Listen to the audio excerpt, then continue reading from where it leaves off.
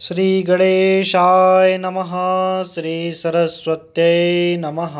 श्री गुरु चरण कमलेभ्यो नमः। श्री हरतालिका व्रत कथा।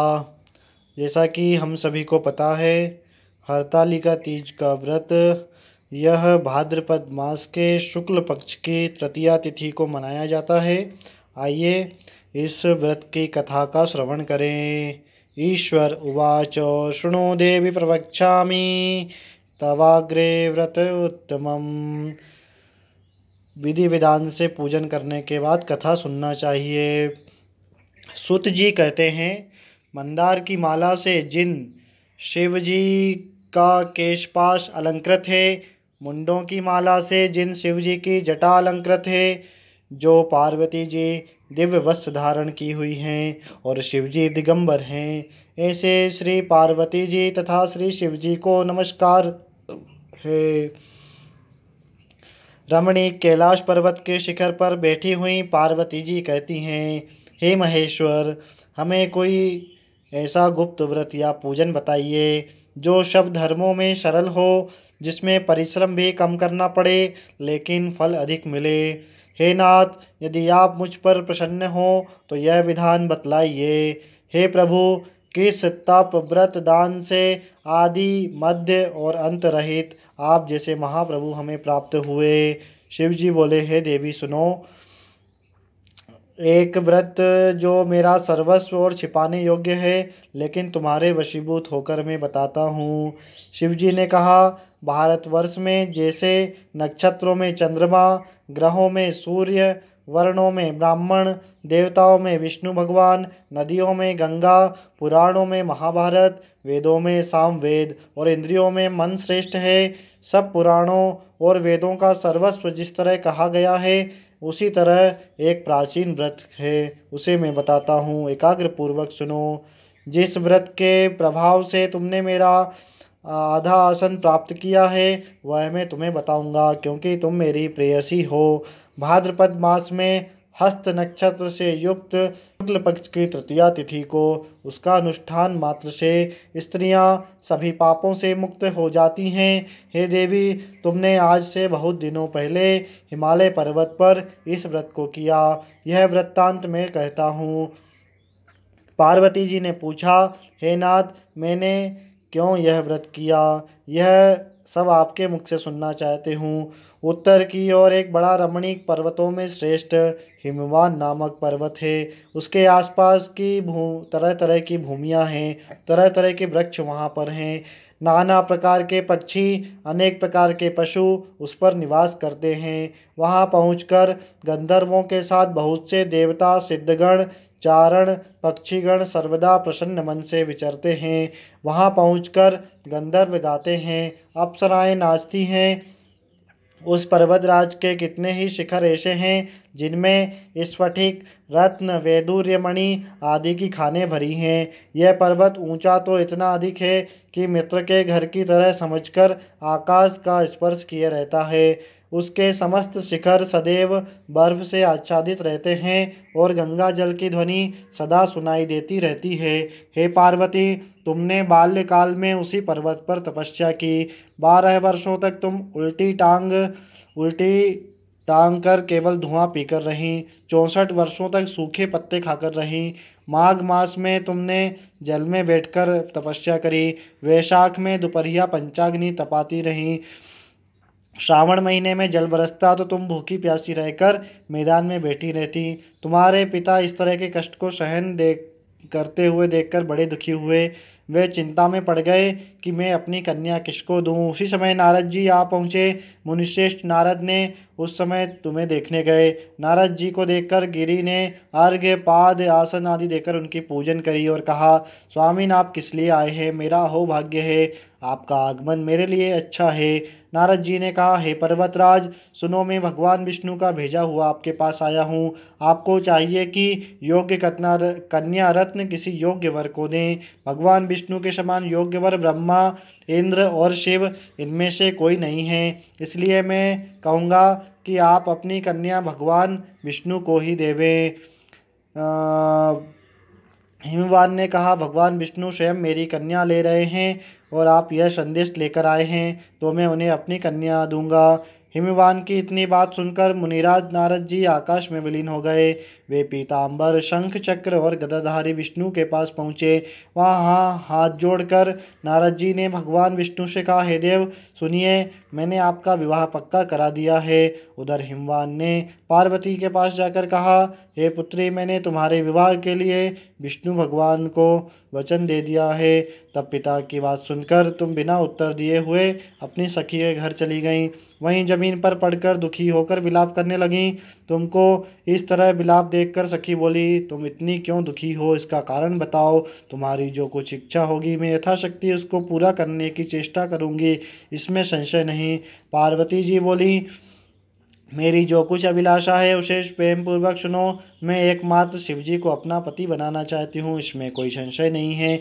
मेरे इस विचार को पिताजी ने ठुकरा दिया है, इससे मैं अपने शरीर को त्याग दूंगी। पार्वती जी की इस बात को सुनकर सखी ने कहा कि शरीर का त्याग न करो, चलो किसी ऐसे वन में चलें जहाँ पिता को पता न लगे। ऐसी सलाह कर तुम वैसे वन में पहुँची। उधर तुम्हारे पिता तुम्हें खोजने लगे, दूतों द्वारा भी खबर लेने लगे, कौन देवता या किन्नर मेरी पुत्री को हर ले गया।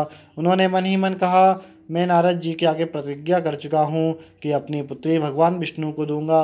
ऐसा सोचते सोचते हिमवान मूर्छित हो गए। गिरिराज को मूर्छित देखकर हाहाकार करते सब दौड़ पड़े। जब होश हुआ सब पूछने लगे कि आपकी मूर्छा का क्या कारण है।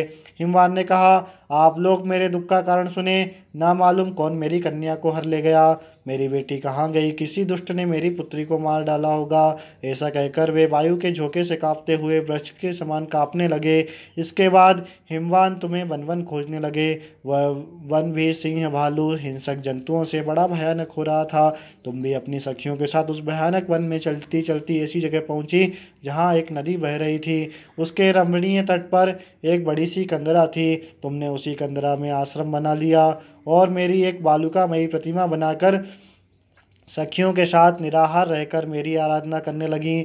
जब भाद्रपद शुक्ल पक्ष की हस्तयुक्त तृतीया तिथि प्राप्त हुई तो तुमने मेरा विधिवत पूजन किया और रात भर जाकर गीत आदि वाद्यादि से मुझे प्रसन्न करने में बिताया। उस व्रतराज के प्रभाव से मेरा आसन डगमगा उठा, जिससे मैं तत्काल उस स्थान पर पहुंचा जहां पर तुम अपनी सखियों के साथ रहती थी। वहां पहुंचकर मैंने तुमसे कहा, मैं तुम पर प्रसन्न हूँ, बोलो क्या चाहती हो। तुमने कहा, मेरे देवता, यदि आप मुझे पर प्रसन्न हैं तो मुझे पति स्वरूप में प्राप्त होवे। मैंने तथास्तु कहकर कैलाश पर्वत पर वापस आने पर तुम्हें वह प्रतिमा तुमने नदी में प्रवाहित कर दी और सखियों के साथ उस महाव्रत का पारण किया। हिमवान भी तब तक उस वन में तुम्हें खोजते हुए आ पहुँचे। चारों दिशाओं में तुम्हारी खोज करते करते वे व्याकुल हो चुके थे, इसलिए तुम्हारे आश्रम के समीप पहुँचते ही गिर पड़े। उसके बाद उन्होंने नदी के तट पर दो कन्याओं को सोते देखा। देखते ही उन्होंने तुम्हें छाती से लगा लिया और विलख कर रोने लगे। फिर पूछा, पितरी, तुम सिंह, व्याघ्र आदि जंतुओं से भरे इस वन में क्यों आ पहुँची हो। पार्वती जी ने उत्तर दिया, हे पिताजी, मैंने पहले ही आपसे अपने आप को शिवजी के हाथों में सौंप दिया था। आपने मेरी बात टाल दी, इससे मैं यहाँ चली आई। हिमवान ने सांत्वना दी कि हे पुत्री, मैं तुम्हारी इच्छा के विरुद्ध कुछ नहीं करूँगा। वे तुम्हें अपने साथ ले गए और मेरे साथ तुम्हारा विवाह किया, इसी से तुमने मेरा अर्घासन पाया है। तब से आज तक किसी के सामने यह व्रत मुझे प्रकट करने का अवसर नहीं मिला। देवी, मैं यह बताता हूँ, इस व्रत का हरतालिका नाम क्यों पड़ा, क्योंकि तुम्हारी सखियाँ तुम्हें हर ले गई थी, इसीलिए हरतालिका नाम पड़ा। पार्वती जी ने कहा, हे प्रभु, आपने नाम तो बताया, इसकी विधि भी बताएं। इसका क्या पुण्य है, क्या फल है, यह व्रत कौन करे। शिव जी पार्वती जी से कहते हैं, हे देवी, मैंने समस्त स्त्री जाति की भलाई के लिए यह उत्तम व्रत बताया है। जो स्त्री अपने सौभाग्य की रक्षा चाहती है वह यत्न पूर्वक इस व्रत को करे। केले के खंभे आदि से सुशोभित एक मंडप बनाए, उसमें रंग बिरंगे रेशमी कपड़ों से चंदोवा लगाकर चंदन आदि सुगंधित द्रव्यों से वह मंडप लिपवाए।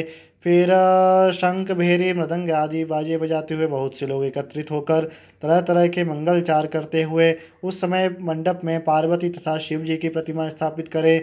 उस रोज दिन भर उपवास कर बहुत से सुगंधित फूल, सुगंध और मनोहर धूप, नाना प्रकार के नैवेद्य एकत्र करके मेरी पूजन करें और रात भर जागरण करें। ऊपर जो जो वस्तुएं गिनाई गई हैं उनके अतिरिक्त नारियल, सुपारी, जम्बीरी, नींबू, लौंग, अनार, नारंगी आदि आदि जो फल प्राप्त हो सकें उन्हें इकट्ठा कर लें। उस ऋतु में जो फल फूल मिल सकें विशेष रूप से रखें। इसके बाद धूप दीप आदि से पूजन करें। हे शिवे, शिव रूपिणी, हे मंगले, सब अर्थों को देने वाली, हे शिव रूपे तुम्हें नमस्कार है, आपको नमस्कार है। हे शिवप्रिय, आपको सदा के लिए नमस्कार है। हे ब्रह्म स्वरूपिणी, आपको नमस्कार है। हे जगद्धात्री, आपको नमस्कार है। हे सिंहवाहिनी, संसार के भय से भयभीत मुझ दीन की रक्षा करें। इस कामना की पूर्ति के लिए आपकी पूजन करी है। हे पार्वती, मुझे राज्य और सौभाग्य दें, मुझे पर प्रसन्न होवें। इन्हीं मंत्रों से पार्वती जी की पूजन करें। तदनंतर विधि पूर्वक कथा सुने, ब्राह्मणों को वस्त्र, गौ, सुवर्ण आदि देवें। इस तरह एकाग्रचित होकर स्त्री पुरुष दोनों एक साथ पूजन करें। फिर वस्त्र आदि जो कुछ हो उसका संकल्प करें। हे देवी, जो स्त्री इस प्रकार पूजन करती है वह सब पापों से छूट जाती है, उसे 7 जन्म तक सुख तथा सौभाग्य प्राप्त होता है। जो स्त्री तृतीया तिथि का व्रत न रखकर अन्न भक्षण करती हैं वह 7 जन्म तक बंध्या रहती हैं। उनको बार बार विधवा होना पड़ता है। वह सदा दरिद्र, पुत्र शोक से शोकाकुल, स्वभाव की लड़ाकी, सदा दुख भोगने वाली, उपवास न करने वाली स्त्री अंत में घोर नरक में जाती है। मांसाहार करने से भागिन, दही खाने से बिल्ली, मिठाई खाने से चींटी और कुछ खाने से मक्खी हो जाती हैं। तीज को अन्न खाने से शूकरी, फल खाने से बंदरिया, पानी पीने से जोंक, दूध पीने से सापिन, उस रोज सोने से अजगरी, पति को धोखा देने वाली मुर्गी होती है।